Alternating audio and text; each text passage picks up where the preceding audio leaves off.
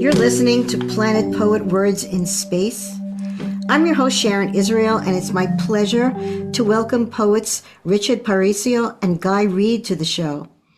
Richard and Guy live in and write about the Catskills and the Hudson Valley, and will read from and discuss their respective poetry collections, Trailside Register and Time Under the Overlook, both published in 2025 by Bushwhack Books. Hi, Rich. Hi, Guy.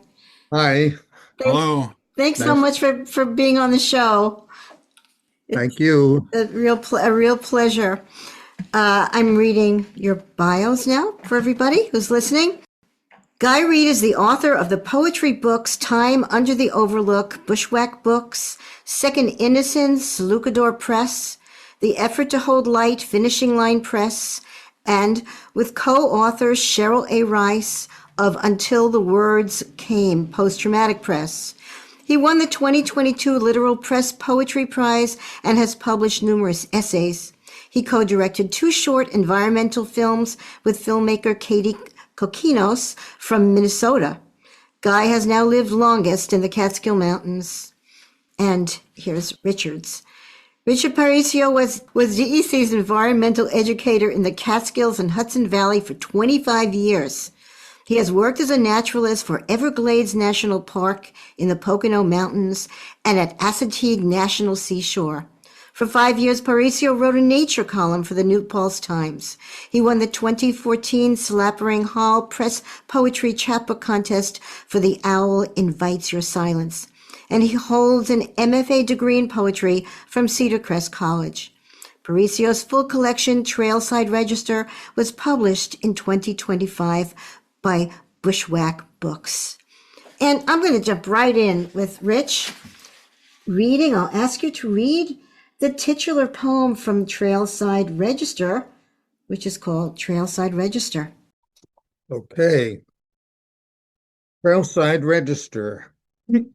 I say the names: Snoy, Bracken, Cummins, Roche, and Giuliani. Parties of 5, 11, 1. Bound for Overlook Mountain, Indian Head, or Codfish Point. Godspeed, I whisper, strangers, brothers, sisters, these are treacherous times. But trust the mountains to clasp and hold you.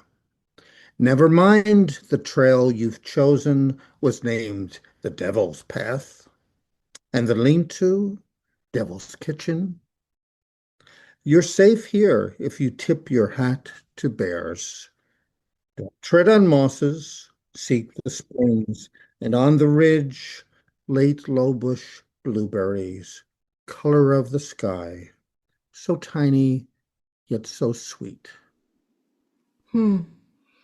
That's Rich Parisio reading his book, the title poem from his book, Trailside Register. It's such a cozy poem in a way for people going in a wild environment. It's a guide poem. I love when you say trust the mountains to clasp and hold you, and tip your hat to bears and other tips for weathering danger. Could you talk a little bit? Am I on the right track with this, with what I'm saying about the poem?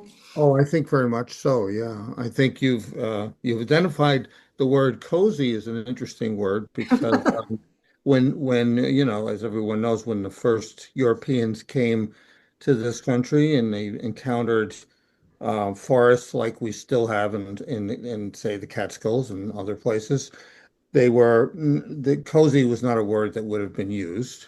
It would have been more terrifying, probably.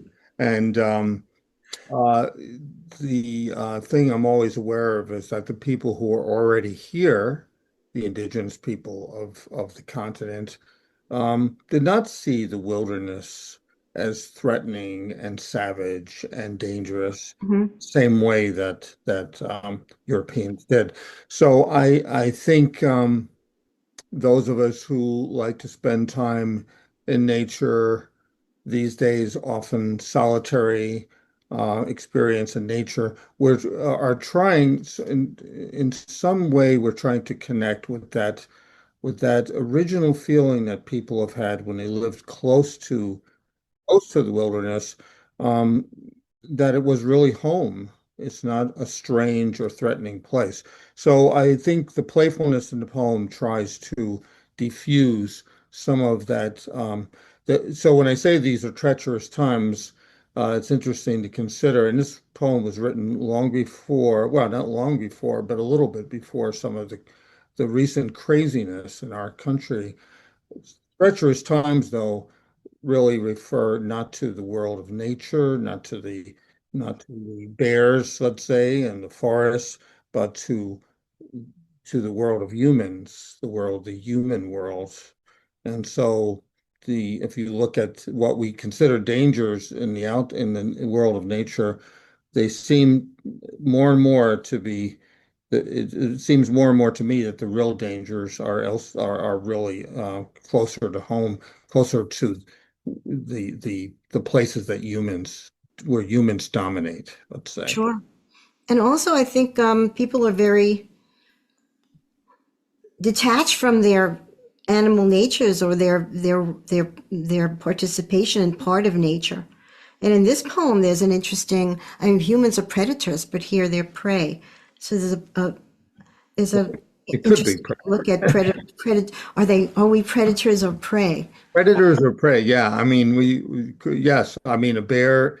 People do worry about bear, and it's an interesting experience. And at least one other poem in the book, I refer to my having grown up in Brooklyn. Um, no matter how much time you spend in the woods as an adult, as a young adult, and throughout my adult life, I still grow, I still carry with me this sense that there might be something dangerous out there.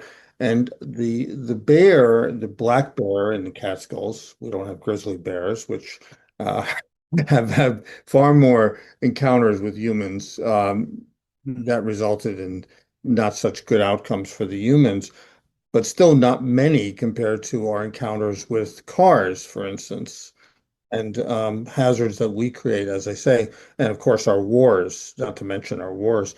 So bears are predators of people? I mean, I guess theoretically a bear could be. There have been isolated incidents, things that have happened, but when you consider the odds of being attacked by a bear, you're much safer in the woods in the most primal wilderness than you would ever be crossing the road or street.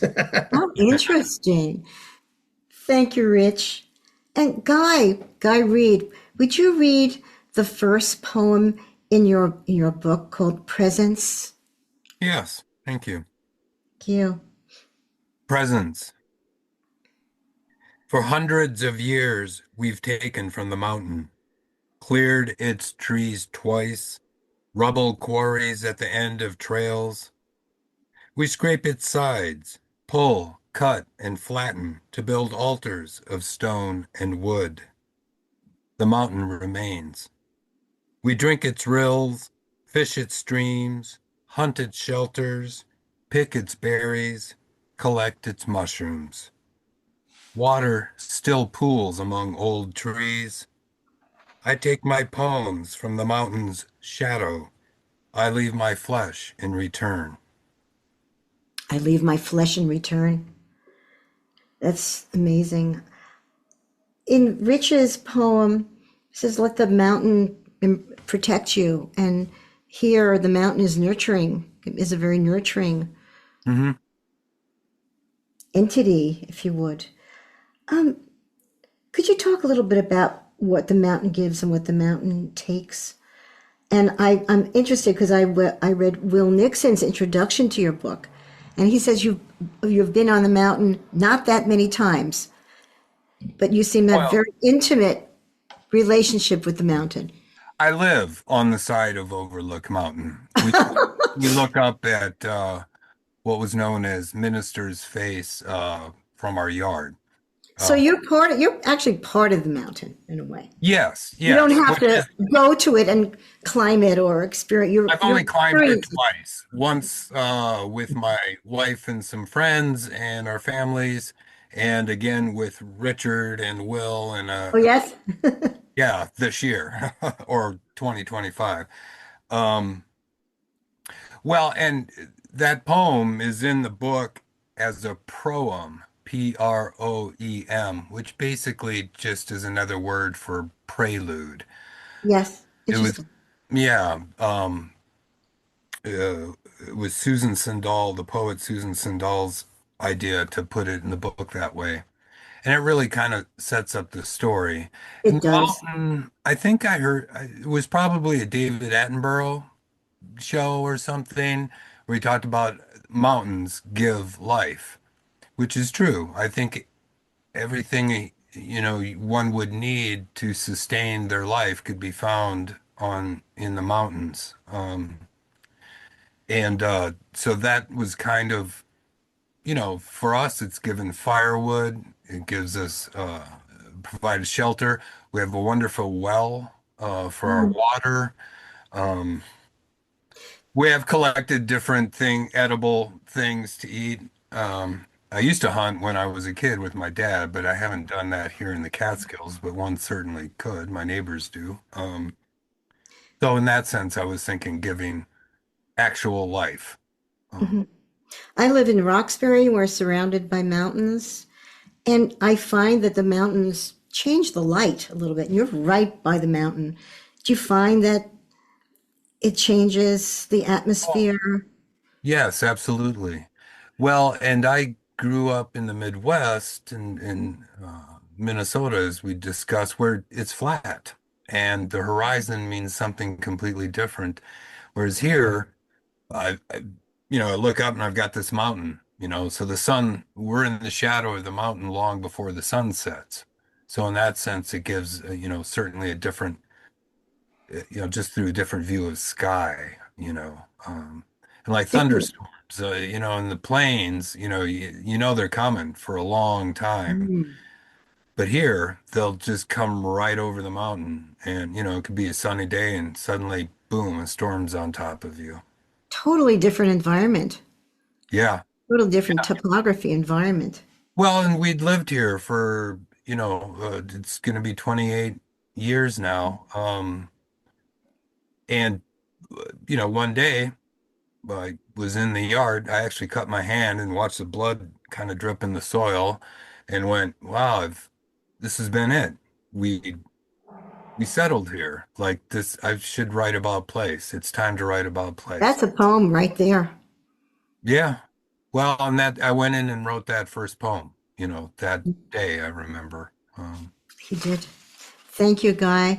For both of you, I know you've done joint readings where you're introduced or introduce yourself as the mystic and the naturalist. So I was puzzled because you're both, as I mentioned, you both achieved transcendence through nature in your poem. So I want to know who's who.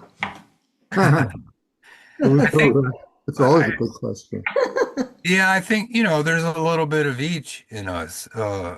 Certainly, I don't have a training as naturalist. It's more organic, but I certainly have no problem spending an afternoon watching ants move their colony across the yard or, looking at nature in detail.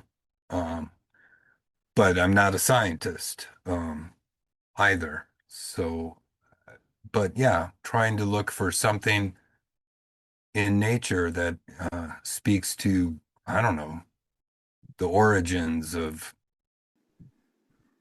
what is. And Rich, what's your take on this?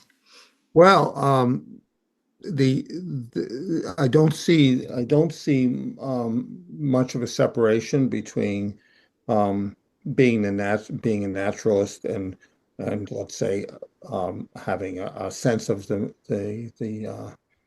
spiritual, the dimension of mystery and wonder and nature.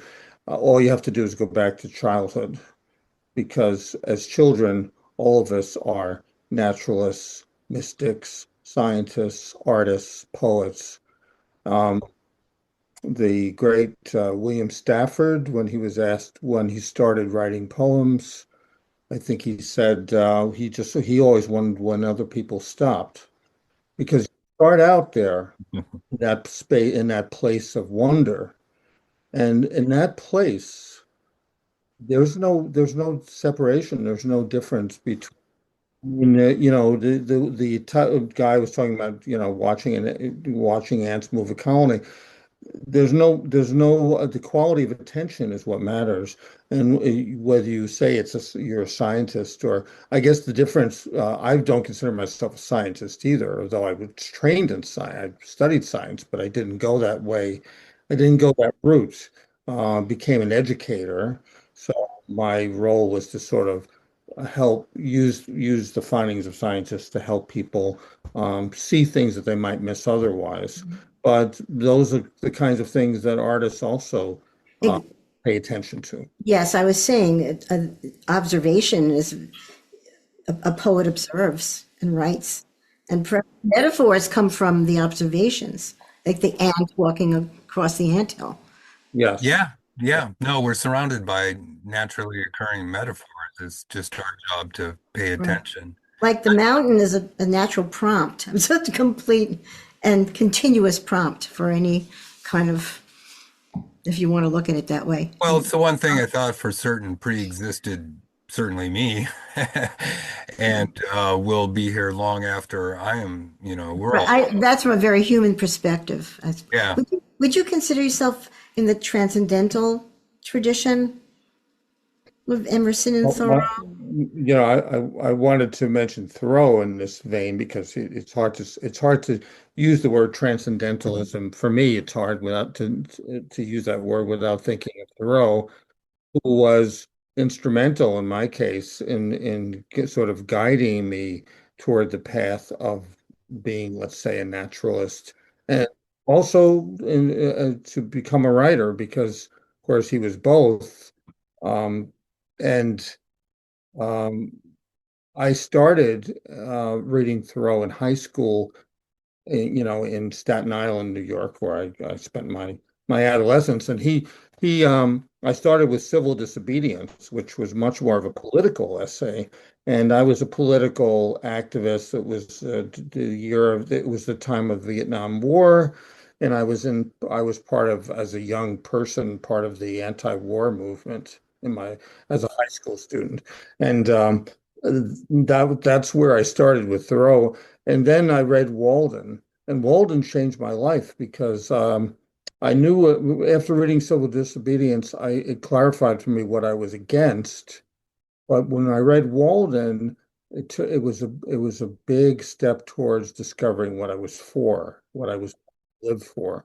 And the fact that Thoreau could combine both of those elements in his life and work was an inspiration for me then, and it continues to be now. Mhm, mhm. Thank you. Guy, you have any Um, transcendental thoughts for us?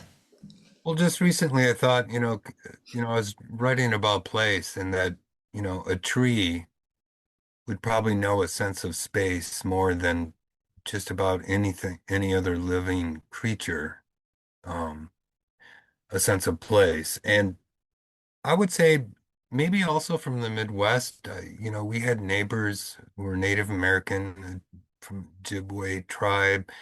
There's a strong Native presence in Minnesota, and I would say somehow, you know, um, something more closer to Earth, like a direct experience of Earth. I think there's a religion in Japan, Shinto, Yeah.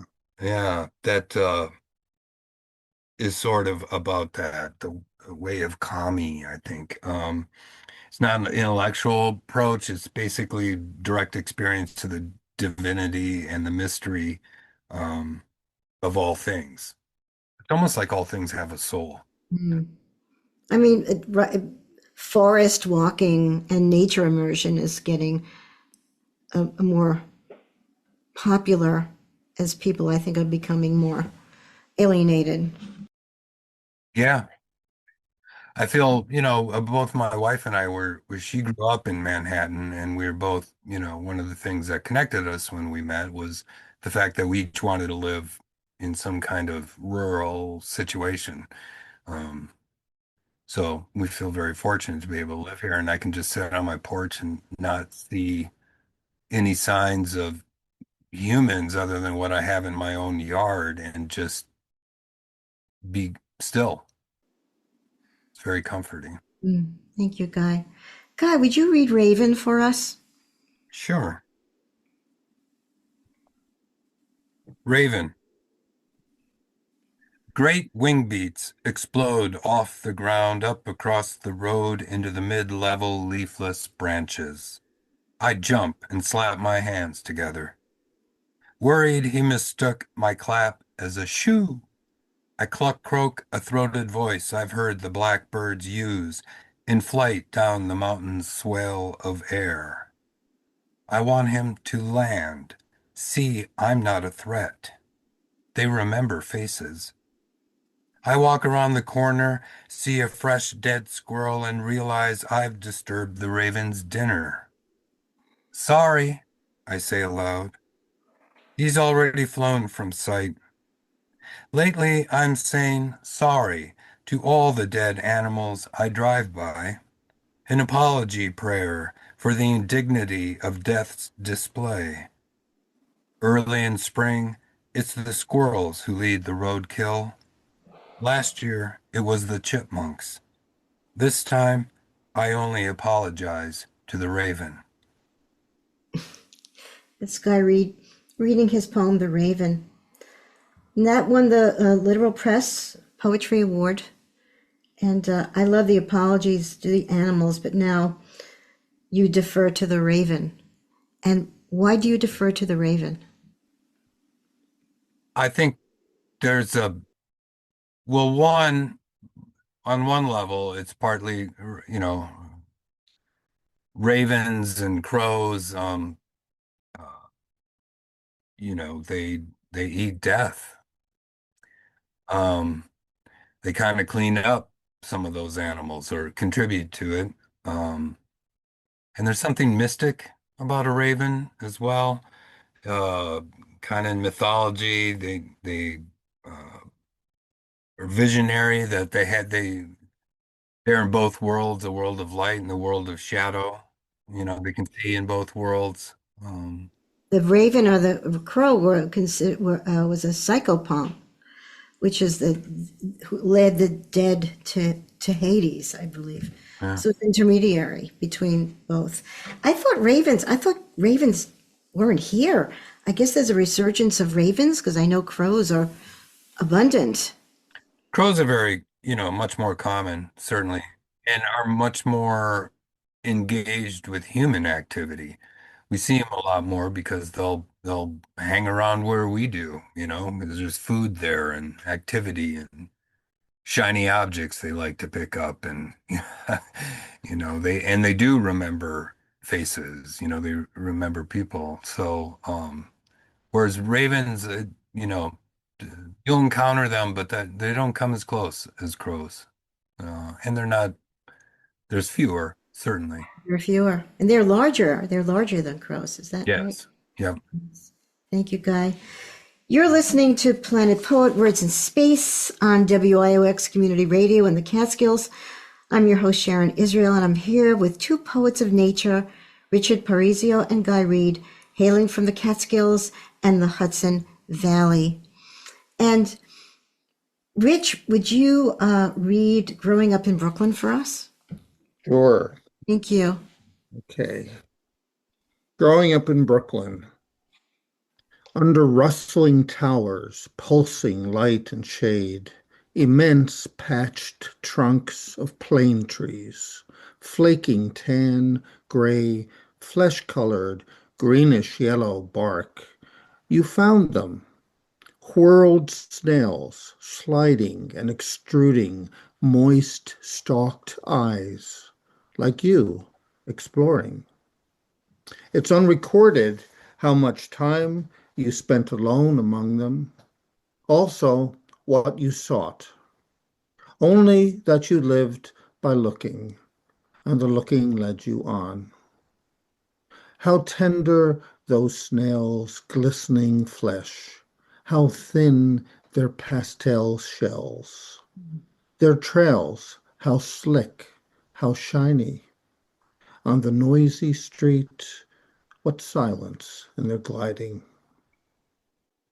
Hmm, beautiful. That's Richard Parisio reading his poem Growing Up in Brooklyn. What a vivid and beautiful description of the worlds of the snails and their trails they leave behind. Who is the you in the poem, Well, Rich? okay, so that's always an interesting question to ask when reading a poem. Um, the poems are so often written in the first person. It's a choice to use the second person, as I do here. But whether you write a first or second person, the tendency that many readers will have is to assume that, okay, this is the poet. Um, this is this is whoever wrote the poem. This is that person. And sometimes it is, and sometimes it isn't, and sometimes it's both is and isn't. And I would say in this case, one of the reasons the choice of the second person is to expand the personhood, let's say, of this child, so it becomes every child. And it can only, and that's the one of the paradoxes of writing in general is that you can only make something universal by making it as particular as possible. And that seems like a contradiction, but that's the mystery of it. So by being this particular child, which was in some sense myself as a child growing up in Brooklyn, by being that child, I also try to transcend that the individuality of that experience and try to speak to something that maybe any reader could find because we all started out there, maybe not under a plane tree in Brooklyn looking at snails, but somewhere where we looked at small things with that kind of attention, wonder. It all starts there for all of us. It's a very tender poem. I think there's a tenderness to the you in the poem also, which comes across. I think it really speaks to that vulnerability sense of time one has as a child that really, you know, Well, do you ever look at yourself, your own self as a child, as though it were a different person with a sense of compassion? I think some of us have done that, right? You sure. It's looking at the child. important to do that. Yes. Who is this child, and what would this child become? And well, I was very shy and quiet as a child. I played stickball in the street with the other kids, but then I was withdrawn. This whole the activity of the poem takes place right on the street, but much of my time was spent behind the house where we lived in my grandmother's garden, hunted for caterpillars and whatever I could find back there. And it was like a little world of my own, a private world in a sense, but a world that I shared with so many things that were beyond just the human. Uh, Mm. so yeah, there is a tenderness. I feel a tenderness toward that child. A sort of, I mean, I think it was a lonely child sometimes, because I was shy. I had friends in the neighborhood, but I was often alone. I understand. And yet Guy, I, was that your experience too? Yeah, yeah, that, I would say very similar. I had one really close friend that lived on our block, and other than that, there weren't a lot of kids my age, and we would do a lot of stuff together. And I was social. I got along. I had a lot of different friends in school, but I wasn't popular. I did play sports, but often, yeah, it's just being kind of lost in my own world in a way, withdrawn. Um, and, yeah, you could find me out in the woods then too. It was the most incredible place to be, or reading. yeah, the city, I'm looking at your notes for for the discussion. Cities as their own ecosystems. Yeah, it's interesting to consider what a city is as an if it can be called an ecosystem. And That's in dispute, but I mean, ants build hills. I mean, we build skyscrapers and use different materials. I mean, we're not apart. We're just different. but again, for a child, to a child, a little corner, a square, a square, a yard or a square foot is a kind of world and a Nice. kind of ecosystem, you know. So I think it all depends on your point of view. When you look closely enough, there's an expansion that takes place, and there's so much that can be discovered. And many people have written about the fact that there is a ton of wildlife in New York. Tons. And if you're a birder and you want to see lots of birds in spring migration, you're probably better off in Central Park than you are in the middle of the Catskills. Because there's not as many places that they're more the wildlife, the birds are more concentrated. They have to pass through on their way. Right, right. Yeah. This is so interesting. Thank you both. How did you find each other? Did you know each other before you were published by Will Nixon and his publishing company, Bushwhack Books? I think we must have met in passing because I've sort of had a sense of that. I had a sense that we had met or seen each other, maybe at a reading. I don't know, but we hadn't really met. I, Really? I just had a feeling you've had real connection to each other. You probably do now, I and you're think, reading yeah, together. the poetry, scene, for lack of a better term, that really runs from Orange County, just outside of the city, all the way up to Albany is very rich and varied and fantastic. And I think we must have probably rubbed elbows a couple of times. That was my sense of it as yeah, well. yeah. I've known Will Nixon for 20 plus years. I was here a couple of years before he arrived, here from New Jersey, but he showed up at poetry events and, got to be familiar with him. Um, so I'd say last year was really when Rich and I got to really meet and obviously get to know each other a little bit better as well. Nice. Will's been on my show, and he used to live in Hoboken, I think, before he moved Yeah, to the Catskills. yeah. But I want to also talk about your both of your books have art in them. Um, Guy, you have a photographer and beautiful, beautiful work in both books. Kelly Sinclair and Rich. You have Mira Fink, who did the illustrations, ink illustrations, I believe. Yes, yeah. She's somebody I knew as an environmental educator. Which is in addition to being an artist, she's been around a while. She's been in the Hudson Valley a long time. You can find her work at Mohawk Mountain House, Big Show. She's pretty well known as an artist. And I had known her, as I say, as an environmental educator because she was also doing that, 25 years ago. And I didn't think she'd be available to do the paintings, and she said she wasn't, but then she did them anyway. She did the painting for the cover, and then the illustrations in the middle of the book are line Mhm. drawings. Beautiful. And Guy, the photographs are quite haunting in your book. Also, the in the Yeah. beginning of the the texture, the impressionistic quality of them. Could you speak a little bit about that, or anything else you want to talk about Mira's work?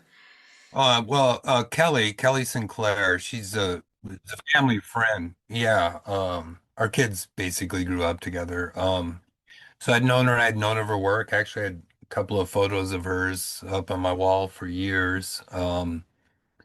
She she took some author photos of me for my first book, and there was a photo of hers from the top of Overlook, which when I started working and having the idea of putting this collection together, I thought I want that for the cover. And she agreed. I said, if anything ever happens with this. So that's kind of how that became involved. And then we expanded it from there. It was actually the publisher's idea, Will Nixon, to add more photos. And he wanted, he liked some of the photos that gave him the sense of the same sense as some of the poems. So that's kind of what I used as a guiding principle on making those choices. Thank you. Guy, would you read Morning Glories for us? Yeah. Um, Morning Glories. I've spent my days trying to get closer to you, my love. Frustrations of separation pulse in me. The spark behind the life force remains unknowable. Like the morning glories, thick with splendor late in the season, I only touch and gaze upon the skin of beauty. Their lifeblood courses from underground, chemical origin, up through lattice work to bloom into unfolding creation, toward the light. To travel my own routes, the spectrum of aura, light branching somewhere out in there, all that is, maybe a place or an experience, a seed of soul, to feel a connection past the sheen of presence, close hum of the secret furnace. These days pass with more white than red in my beard. I have gotten no closer. You go on, as will I, until outside time, beyond surface, we synthesize, glow. That's Guy reading his lovely poem, Morning Glories, such a lyric poem. I love the skin of beauty and the, feeling a connection past the sheen of presence. And it's a beautiful love poem. But I was also thinking in terms of the commonality of humans and the flower and the structural commonalities, maybe the skin of the flower and the skin of a person. And I was reading Isaacson's Da Vinci. He talks about how the landscape and Mona Lisa became one, and how the paths and the rivers and the landscape seemed to flow into her. And that just came to my mind. I don't know if you want to talk about that or anything else, Well, please. I can't speak to the Mona Lisa, though that is nice to hear. It's really a prayer, I think, Mm, I look at that poem and I think it's a prayer. I think people, maybe people are flowers, and have the same sense of life. Um, and it's really, wanting to get to that it, whatever that it is. Uh, uh, and not there's still a separation, we're still like trying to get past that the sheen of presence or underneath the skin and get to that secret furnace that makes it all hum. thank you, Guy. I want to mention also this is an award-winning poem, won the Stephen A. DiBiase Poetry Contest, and Yeah. Yeah, that's right. Thank you for mentioning that. sure. Um, And Rich, would you read for us Father and Son Raking Leaves? Father and son raking leaves. Mostly mute, the trees shake in the late November breeze. Just a thin rattle escapes their shivering. They have shed the soft speech of their leaves. So many ways to say oak and ash and poplar strew the ground. We are ready with our rakes to break the silence of the trees between us. Pile the run-on sentences of summer, the long farewells of fall, words decomposing as we speak, onto a wide blue tarp to give back to the earth. We rake these words together give them to each other as human speech, as verses we make up as we work. Work itself a song we fill up with our breathing, breath a tang, a savor, rhyme of wood smoke and decay. We take our time. We breathe out slowly what we have to say. Wow, that's rich reading, rich Richard Parisio reading Father and Son Raking Leaves. So much assonance and beauty in the rhythm and the sounds of the words reading with our lead. I forget it's something ready with our rakes to break, and the word itself a song. It has a beautiful flow to it, the movement and the sound. Would you talk a little bit about that? Yeah, it's a it's a poem. I think it's a poem of reverie, if I could use that word. And reverie in poetry often is associated with a kind of the spell that can be cast by the music of the language used in the poem. That's what I think I fall into there. It takes you a little past anything thought, let's say, and a little bit into the realm of you might say a sort of spiritual realm, a sense of communion with, in this case, the communion of the two of us, a communion that we enter we enter it together into this communion of work with and in the sort of, I guess you could say, in the embrace of the season with the smell of the leaves. There was some woods. We heated our home with a wood stove, so there was a smell of wood smoke and the decaying leaves, that particular smell that comes with leaves in the fall when they're beginning to decay, and the rhythm of the raking, all done by hand. There were no leaf blowers, thank God. Um, so it's hard to write. I don't know. Maybe someone will write a poem about leaf blowers, but I don't see it. I don't see it happening anytime soon. I think it would be a different. Again, the mundane task is Yes, comes profound.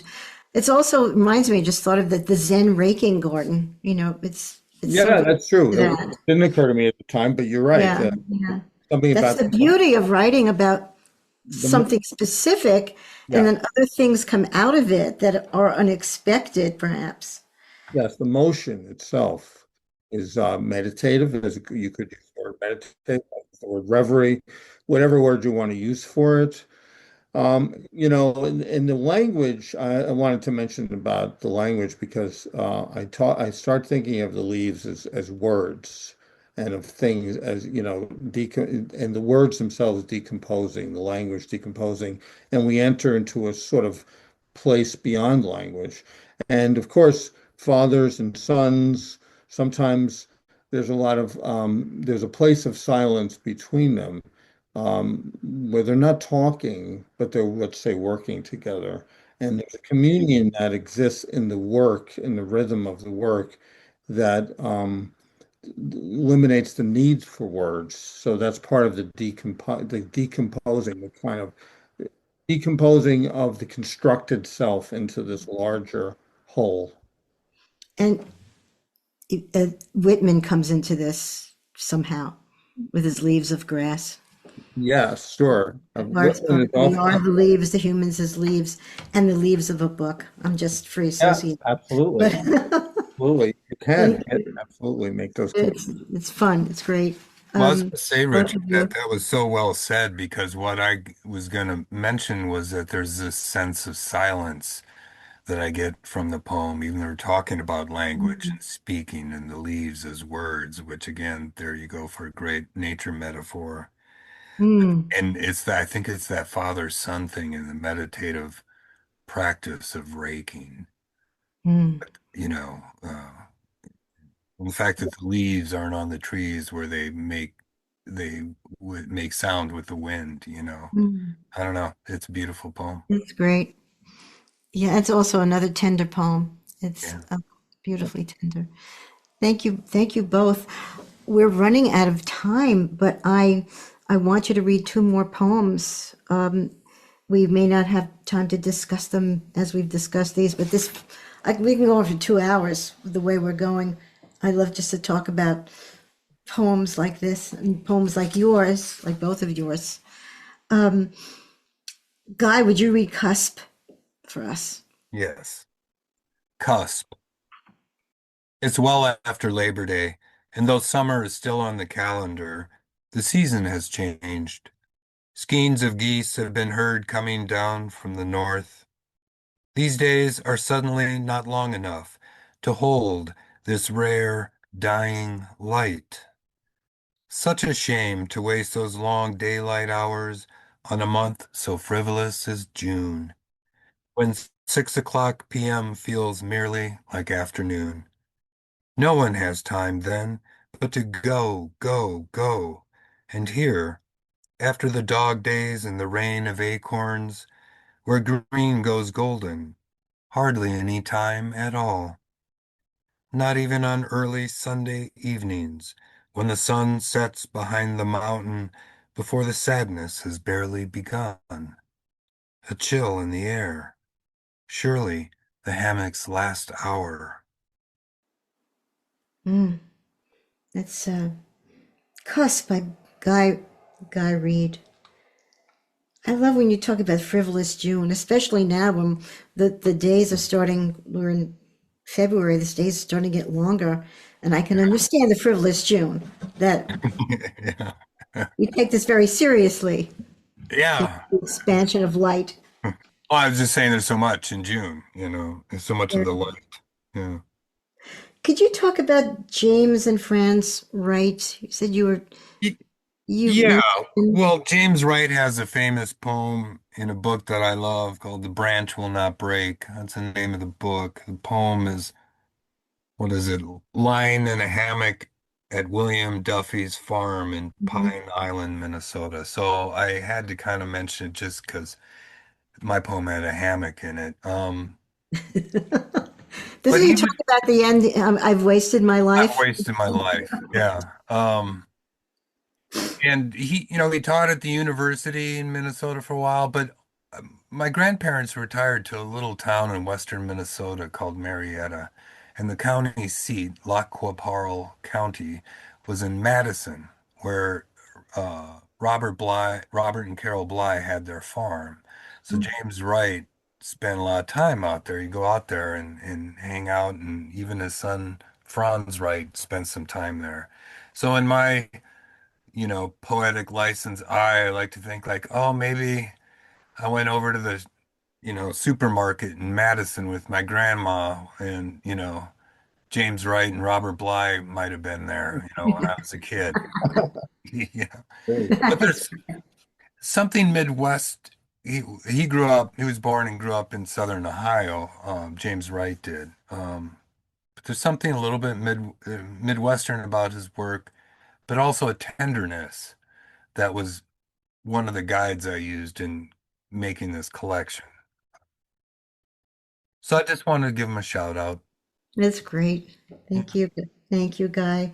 And Rich will, the last poem of the show will be, if you'd like to read My Daughter's Surgeries. Sure. Okay. My daughter's surgeries. At 5, you'd plumb the cat-killed chipmunk with a pair of sharp sticks, open its limp body, pluck out tiny organs till you found the bright red berry of the heart. To see how it looks inside, you'd say. And now your still small fingers pull back shuddering skin and muscle panels, reach deep into the rooms of horses' sides, like throwing open shutters after a storm. Your own heart's strong enough to beat for two, 1,000 pounds of beast suspended in your sling, and all your 100 fire and fiber and nerve as counterweight. It's such a different poem from the rest of the poems we've talked about and you guys have read today, but the bright red berry of the heart. I mean, that's My daughter, nature. won't say much about this because I know we don't have much time, but I do want to, if it isn't already obvious, my daughter did become a veterinarian, specifically large animal veterinarian. She herself is small, but she works also with large animals, and this interest in how things are made inside, what's inside of things, it did start when she was very small child, and that's when she formed her desire to become a vet and work with horses. And I thought, oh my God, this is such a specific goal. I hope she is going to expand her range of possibility for for a career. But she stuck with it, and despite all kinds of adversity, just even getting into a vet school, very competitive. She ended up doing exactly the thing that she dreamed about as a young child, and she's still doing it now in her 40s. Um, and when she was an intern, I went she was doing an internship in Rhinebeck, New York, at a clinic where they had an operating theater, and it would bring the horses into the theater, the operating large room, and there would be a literal sling that you would suspend the horses on a crane, and the horse would be hoisted up with this crane, which when you think about it, how else would you move a horse into position for an operation? And that's how you would. And I was so astonished by this that my daughter, 5'1", was going to be operating on these on these animals in this way. And that's really the astonishment. Was the origin of the poem, and then um, I went back to her childhood for the rest. Yes, another, all of your, both of your poems have a great tenderness, good humanity about them. And I thank you so much. Very briefly, if for Richard Parisio, if you want more information about your book, you go to Bushwhack Books. I think it's bushwhackbooks.com. Mhm. And Guy, you have a website or where would Yeah. we go to find out more about? You can also go to Bushwhack Books, excuse me, but you have your own site.